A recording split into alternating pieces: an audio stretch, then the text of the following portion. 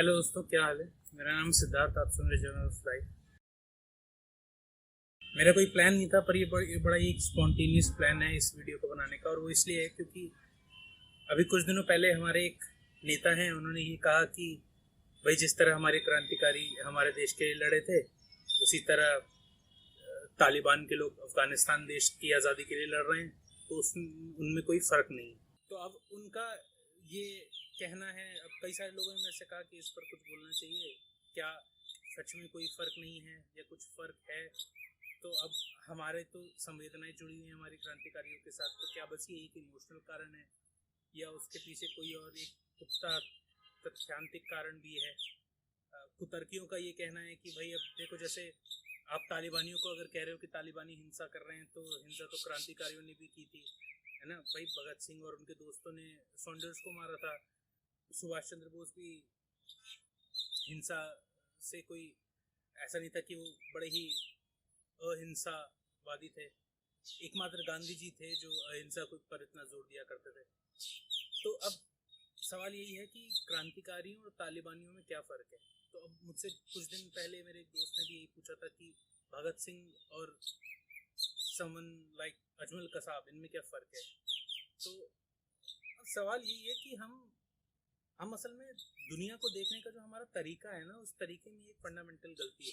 वो फंडामेंटल गलती ये है कि वो इंसान चाहे जैसा हो, हम उसको वैसे ही नापते हैं जैसा उसका हमसे व्यवहार होता है। अब ये हमको बात समझ में नहीं आती कि इंसान की अगर जड़ों में आचरण नहीं, अंतस, उसके अंतस में अगर दिक्कत है, तो वो आचरण आपसे जितना भी अच्छा रखे, आपसे जितना भी अच्छा व्यवहार कर ले, वो आचरण उसके अंतस से ही निकल के आ रहा है, तो वो सही कैसे हो जाएगा। पर ये पोस्ट मॉडर्निस्ट दलील भी है। पोस्ट मॉडर्निस्ट दलील क्या है भाई, दुनिया में कुछ भी ब्लैक एंड व्हाइट नहीं होता, सब ग्रे होता है। तो आप ना किसी को बेसिकली कहने का मतलब ये है कि आप किसी को बुरा बुरा मत कहो, क्योंकि बुरा बुरा कहोगे तो आप उनको बाइनरीज में फिट कर दे रहे हो, और बाइनरी जैसे तो कुछ होता नहीं, सब में कुछ अच्छाइयाँ होती है, कुछ बुराइयाँ होती है। ये बड़ा सही तरीका ये कहने का कि डोंट जज मी। ये सारी चीजें घूम के एक ही तरफ आती हैं। डोंट जज मी, मेरी कमियां मत बताओ। बस जब आप ये कहते हो कि डोंट जज मी, आप ये उस टाइम तो नहीं कहते जब आपकी कोई तारीफ कर रहा होता है। तो जब तारीफ कर रहा होता है तब भी तो आपके बारे में एक जजमेंट ही कर रहा है ना, पर तब आप नहीं कहते। आपकी कोई बुराइयां कर दे तो फिर आप कहते हो अरे दुनिया में कुछ ब्लैक एंड व्हाइट नहीं होता, सब में अच्छाइयां होती है, सब में खामियां होती हैं। तो क्यों लुक एट द पॉजिटिव, क्यों कमियां गिनानी है। तो अब दिक्कतें यही हैं। आमतौर पर आपको अगर किसी को जज करना है, मैंने एक पॉडकास्ट के एपिसोड में भी पहले बोला है, अगर आपको किसी के बारे में भी कुछ भी तय करना है, तो आपको आचरण नहीं अंतस देखना होगा, कर्म नहीं कर्ता को देखना होगा। ये बात हमें समझ में नहीं आती। अब कृष्ण है, कृष्ण पूरी भागवत गीता में अर्जुन से ये कहते रहते हैं, अर्जुन तीर चलाओ, अर्जुन तीर चलाओ। और अर्जुन से ये कह रहे हैं वो अपने भाई भतीजों पर ही तीर चलाने को। अब कुतर्कियों का तो ये भी तर्क हो सकता है कि अरे कृष्ण भी तो आतंकी है, आतंकवादी है। तो आप अगर ट्रूथ के साथ नहीं है तो आप ऑटोमेटिकली वायलेंट हैं। यहां से हमें वायलेंस की एक डेफिनेशन भी पता चल जाती है। वायलेंस का क्या मतलब है, to not to be with the truth is violence. That is what we need to understand. दो तरीके हैं।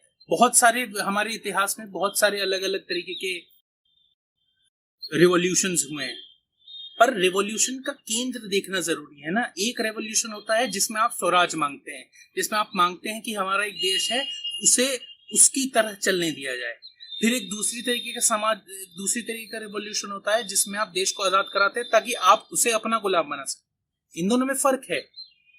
रशियन रेवोल्यूशन में कैपिटलिस्ट का बड़ा आतंक था, उन्होंने ज़ारिस्ट को खत्म किया। उसके बाद ये बोल्शेविक्स ने पूरा रेवोल्यूशन क्रिएट किया। उसके बाद हुआ क्या, उसके बाद ये हुआ कि जो रेवोल्यूशनरीज रेवोल्यूशन कर रहे थे, उनके जो लीडर थे व्लादिमीर लेनिन, उन्होंने अपनी सरकार बना ली। और अपनी सरकार बनाते ही, सोशलिस्ट सरकार अपनी सरकार बनाते ही उन्होंने सबसे पहले उन सारे रेवोल्यूशनरीज को मरवा दिया जो उनके साथ क्रांति में जुड़े हुए थे। ये फर्क होता है एक असली रेवोल्यूशन में और एक टेररिज्म में। पर हमें ये बात समझ में नहीं आती। अभी आप एक सही मायने में जो क्रांति होती है ना, वो ऐसा नहीं होता कि हम आम जीवन जिए चले आए हैं पूरी जिंदगी और एक दिन अचानक से उठ के क्रांति करते हैं। आपके जीवन में जब क्रांति होती है तो राजनीतिक क्रांति उसकी बस एक अभिव्यक्ति मात्र होती है। पर हमें तो भाई अब भगत सिंह को उन्हीं चश्मे से नापना है जिस चश्मे से हम तालिबान को नापते हैं। हमने भगत सिंह के बारे में जीवन में पढ़ा ही कहाँ है। अच्छा चलिए, आप उनकी पूरी जीवनी नहीं पढ़ सकते, पर उनका जो सबसे पॉपुलर ऐसे है why am I an atheist, वो तो पढ़ लीजिए।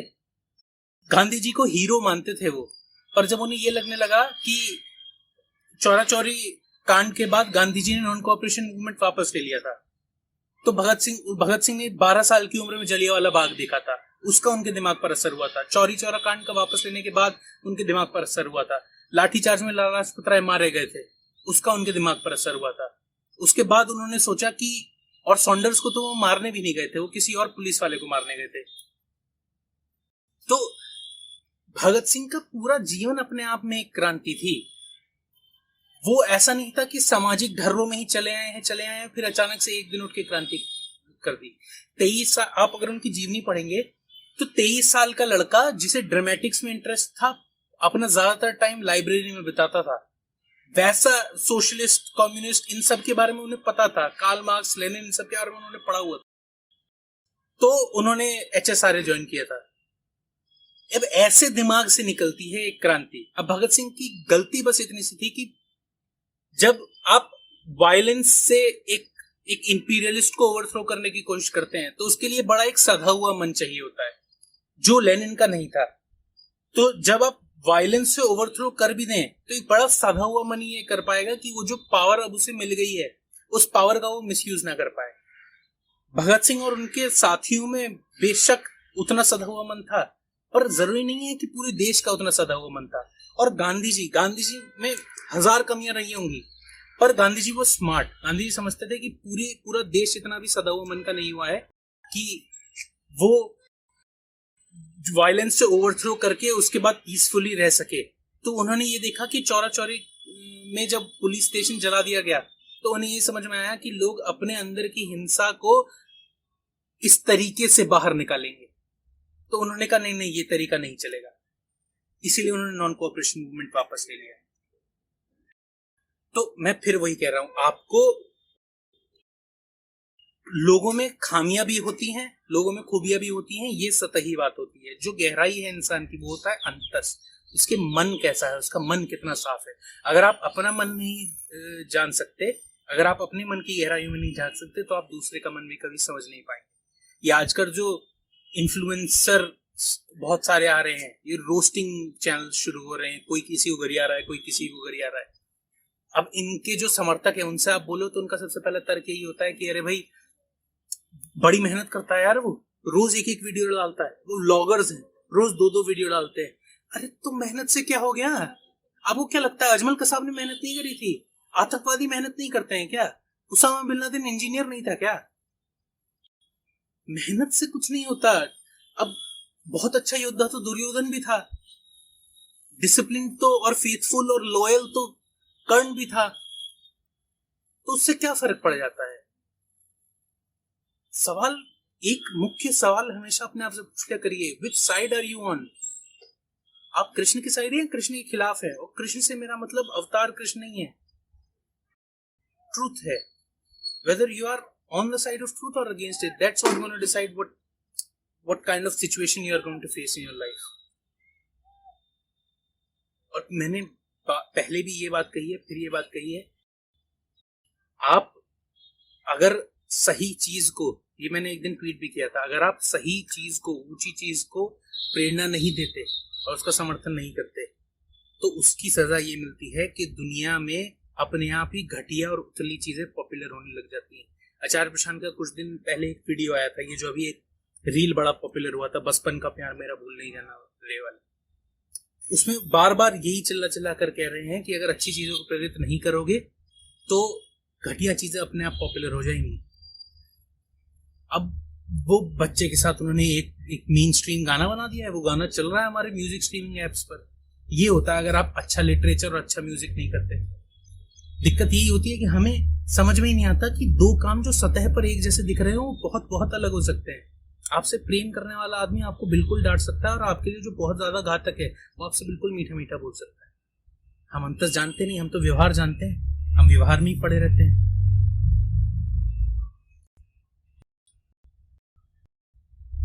जो भी आपसे प्रेम करता है वो आपको और बेहतर बनाने की कोशिश करता है, वो आपको और फ्री करने की कोशिश करता है। तो जो एक रेवोल्यूशनरी होता है वो चाहता है कि वो जिस समाज में रह रहा है वो फ्री हो। और एक जो टेररिस्ट होता है वो फोर्स से, वो वायलेंस से, वो फियर से चलता है। वो इतना डरा हुआ, ये समझने में मुश्किल लगेगी बात, पर जो टेररिस्ट है, जो टेरर फैला रहा है, टेरर से ही टेररिस्ट आता है ना, जो टेरर फैला रहा है वो असल में खुद डरा हुआ है। वो जितना खुद डरा हुआ होगा वो उतना ही ज्यादा दूसरे को डरा डरा कर कंट्रोल करने की कोशिश करेगा। तो रेवोल्यूशनरी फियर पे नहीं चलता, टेररिस्ट फियर पर चलता है। ये फर्क हमें समझना जरूरी है। और अगर हम ये फर्क नहीं समझते तो हमेशा हमें यही लगता रहेगा कि अरे भगत सिंह और अजमल कसाब में क्या फर्क है, तालिबानियों में और चंद्रशेखर आजाद में क्या फर्क है। फर्क ये है, अगर आप अपने मन को नहीं जानते आप कभी नहीं जान पाएंगे कि फर्क क्या है। एक उठी हुई चेतना का प्रोडक्ट थे भगत सिंह, और एक गिरी हुई चेतना का प्रोडक्ट है वो जो अभी हो रहा है अफगानिस्तान में। तो अब आप खुद देख लीजिए, आप अपने मन में झांकिए तो आपको समझ में आएगा कि दूसरे किस सेंटर से, किस केंद्र से ऑपरेट कर रहे हैं, और तब आपको समझ में आएगा कि क्रांतिकारियों और आतंकवादियों में क्या फर्क होता है। उम्मीद करता हूँ बात आपको अच्छी लगी होगी। अगर आपको बात अच्छी लगी हो चैनल को सब्सक्राइब कीजिएगा, शेयर कीजिएगा।